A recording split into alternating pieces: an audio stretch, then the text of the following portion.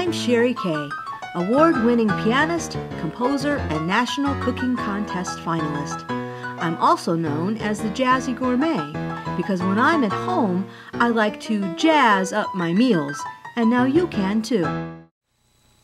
Here I go making layers again. I guess I just can't help myself, any more than I can help myself from making an ordinary chocolate cake when I can make a spiced cranberry chocolate cake. Layers of fudgy chocolate cake, cream cheese filling, and spiced cranberry sauce. I think you're gonna like it, and here's how we make it. Start by bringing water and sugar to a simmer. Drop in a few cranberries. Cover and refrigerate 8 hours or overnight. Remove the cranberries from the water-sugar mixture and place onto a wire rack, making sure they are not touching so that they don't stick together and clumps of sugar form. Let the cranberries dry for an hour. Then roll them in sugar and let them dry for another hour. And you have a pretty sugared cranberry garnish for your cake. Speaking of cake, sift together flour, sugar, cocoa, baking soda, baking powder, and salt in a large bowl. Add oil, milk,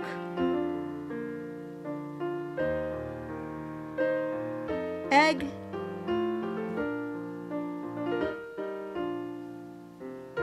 and vanilla.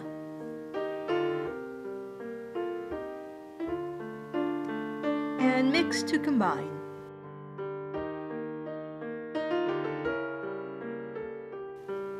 Stir in boiling water.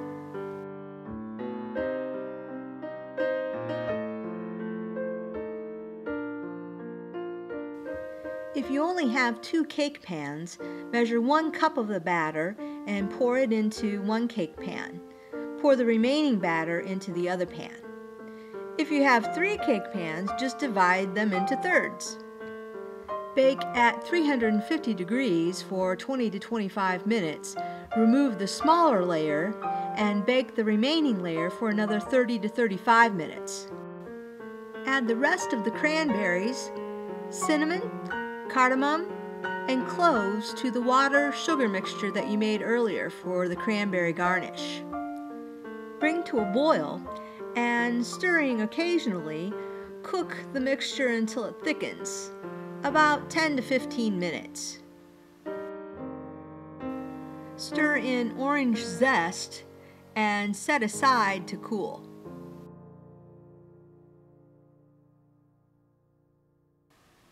Mix the unflavored gelatin with water to soften it. Whip the cream till soft peaks form. Add some powdered sugar and vanilla and continue to whip until stiff peaks form. In a small bowl, combine powdered sugar with softened cream cheese. Place the gelatin in the microwave to dissolve for about 30 seconds or until you see the sides start to bubble. Stir half of the dissolved gelatin into the cream cheese mixture and combine well. Stir the other half of the gelatin into the cranberry mixture and combine it well. Just make sure you mix the gelatin in thoroughly, otherwise you end up with chunks of Jell-O in your filling, and you wouldn't want that. Ask me how I know. Fold half of the whipped cream into the cream cheese mixture and save the rest for garnish.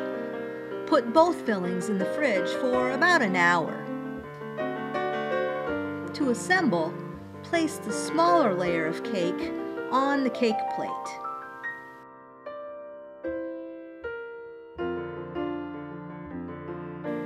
Spoon the cranberry mixture over the cake.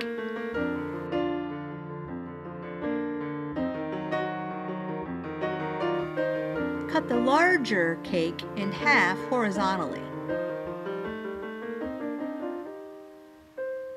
Place the bottom half on top of the cranberries. Spread the cream cheese filling over the second cake layer.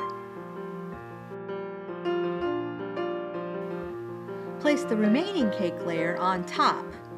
Cover and refrigerate for a few hours or overnight, and top with the whipped cream garnish and sugared cranberries that we made earlier.